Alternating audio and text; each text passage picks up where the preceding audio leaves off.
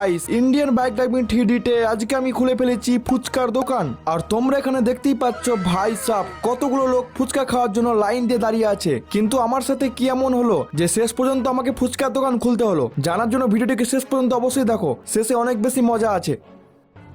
হ্যাঁ ঠিক আছে, আমি অন্য কাজ দেখে নেব, আর এখানে কোনোদিন কাজে আসবো না।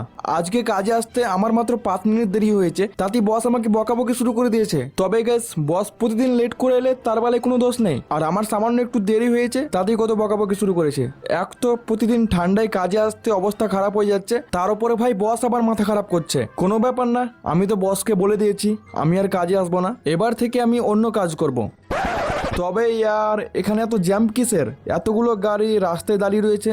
গাইস আমার তো মনে হচ্ছে সামনে কোথাও অ্যাক্সিডেন্ট হয়েছে। আমাকে আগে যে ব্যাপারটা দেখতে হবে। এখানে এতগুলো লোক লাইন দিয়ে কি করছে? ও ভাই সাপ, এখানে তো দেখছি চায়ের দোকান খুলেছে।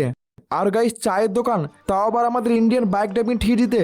এখন ব্যাপারটা বুঝতে পারলাম, এখানে এতগুলো লোক গাড়িতে করে শুধুমাত্র চা খাওয়ার জন্য এসেছে। আমার তো বিশ্বাসই হচ্ছে না। তবে গাইস এই বিজনেস আইডিয়াটা কিন্তু খারাপ নয়। আমিও যদি একটা দোকান খুলি আর যদি এইরকম লোক প্রতিদিন আমার কাছে আসে, তাহলে তো আমিও কিছুদিনের মধ্যে মালামাল হয়ে যাব। না গাইস, আর দেরি করা যাবে না, আমাকে যত তাড়াতাড়ি সম্ভব একটা দোকান খুলতে হবে। এছাড়া কনস্ট্রাকশনের কাজটাও আজকে ছেড়ে দিয়েছি। যদি কোনো কাজবাজ না করি তাহলে কিছুদিনের মধ্যে আমার সব জমানো টাকা শেষ হয়ে যাবে, আর তারপরে ভাই সাব আমাকে ফুটপাতে পড়ে থাকা খাবার খেয়ে বেঁচে থাকতে হবে। তবে গাইস কিসের দোকান খোলা যায় এটা আমার মাথায় আসছে না। চায়ের দোকান তো খুলতে পারবো না, কারণ আমাদের শহরে অলরেডি চায়ের দোকান খুলে ফেলেছে, তাই বেশি লোক আসার সম্ভাবনা খুবই কম। এই জন্য এই ব্যাপারটা নিয়ে আমাকে একটু ভেবে দেখতে হবে। A few moments later. তো অলরাইট গাইস, ফাইনালি অনেকক্ষণ ভাবার পর আমার মাথায় একটা বুদ্ধি এসেছে। সেটা হলো আমি খুলবো ফুচকার দোকান।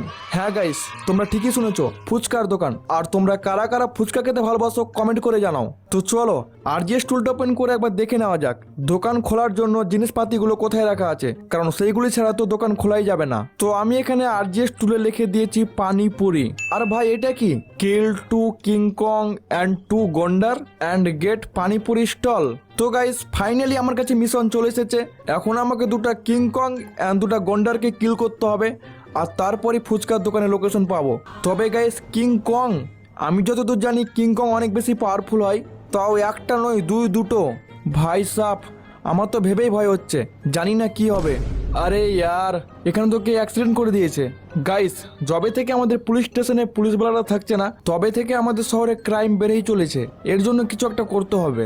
ছাড়ো, এটাকে পরে দেখছি। এখন আমি যাচ্ছি জুরাসিক পার্কের দিকে, কারণ কিংকং আর গন্ডার তো জুরাসিক পার্ক ছাড়া দেখাই যাবে না। তবে আমি শুনেছি জুরাসিক পার্কে নাকি ডাইনোসরও থাকে, এই জন্য আমাকে খুবই সাবধানে থাকতে হবে, কারণ ডাইনোসর যদি একবার দেখে ফেলে তাহলে সঙ্গে সঙ্গে খেয়ে ফেলবে, আর তারপর তো কোনো চান্সই থাকবে না। ইয়ার সামনে ট্রেন আসছে, আমাকে বাইকটা আরো জোরে চালাতে হবে। নাকি থেমে যাব? মনে হচ্ছে থেমে যাই ভালো হবে।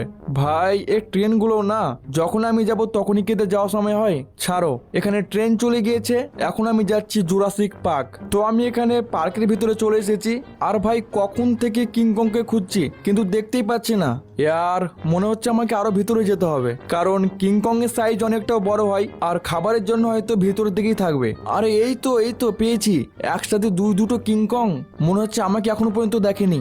দাঁড়াও, বাইকটাকে এখানেই পার্ক করে দিই। ভাই সাপ আমি যেমনটা ভেবেছিলাম এরা সাইজও কতটা বড়। ওকে, তো আমি এখানে গান বের করে নিয়েছি আর একে ফায়ার করে দিয়েছি। আবে ইয়ার, এ তো এদিকে আসছে। ফ্র্যাঙ্কলিন তাড়াতাড়ি মার। ওপস ভাই সাপ, তো আমাকে আরো একটা কিংকংকে মারতে হবে যেটা সামনেই রয়েছে। তো আমি এখানে ফায়ার করে দিয়েছি, আর ভাই সাব এটাও আগেরটার মতো পুরো খেপে গেছে অ্যান্ড আমার দিকে আসছে। ভাই ফ্র্যাঙ্কলিন তাড়াতাড়ি ফায়ার কর। হো চলো ইয়ার, বেঁচে গিয়েছি। আমার তো পুরো দম বেরিয়ে যাচ্ছিল। তবে গাইস আমার এখানে একটা টাস্ক তো কমপ্লিট, এখন আমাকে 2টা গন্ডার কিল করতে হবে। এই জন্য বাইকটা নিয়ে আমাকে জঙ্গলের আরো ভিতরের দিকে যেতে হবে। আরে এই তো সামনে 2টো গন্ডার বিন্দাস ঘাস খাচ্ছে। আমার কাছে এটাই সুযোগ, তাড়াতাড়ি এদেরকে মেরে ফেলি, নাহলে এরাই আমার টিকিট কাটিয়ে দেবে। আরে এ তো আমাকে মারার জন্য আসছে, তবে আমি একে মেরে ফেলেছি। এবার গাইস আমাকে এটাকে মারতে হবে। আরে এই গন্ডারটা তো দেখছি গাছে আটকে গেছে আর আমার দিকে আসতেই পারছে না। চলো ইয়ার, ফাইনালি একেও মেরে ফেলেছি। বাট ইয়ার এখন কিসের নোটিফিকেশন এলো? Mission complete. আচ্ছা, তো আমার একটা মিশন কমপ্লিট হয়ে গেছে, আর এখানে নেক্সট মিশন এসেছে গো আদার সিটি অ্যান্ড বোনাস পান। তো আমাকে এখন অন্য শহরে যেতে হবে অ্যান্ড ওইখানকার পুলিশ স্টেশন থেকে পুলিশের গাড়ি চুরি করে নিয়ে আসতে হবে। তবে গাইস আমি যেতে চলেছি আমাদের একটা পাশের শহরে, যেটা কিছুদিন আগেই তৈরি হয়েছে। আর এই শহরটাকে কিছুদিন আগে টিভিতেও দেখাচ্ছিল, বলছিল এই শহরটা নাকি অনেক বেশি অ্যাডভান্স। চলো সেটা তো ওখানে গিয়ে দেখা যাবে। আর এই শহরে যাওয়ার জন্য আমাকে একটা ব্রিজ পার করতে হবে, যে ব্রিজটাকে তোমরা সামনে দেখতেই পাচ্ছ। আর মনে হচ্ছে এই গাড়িগুলো ওই শহর থেকে আসছে। আর তোমরা ব্রিজটা একবার দেখো সাইজে কতটা বড়।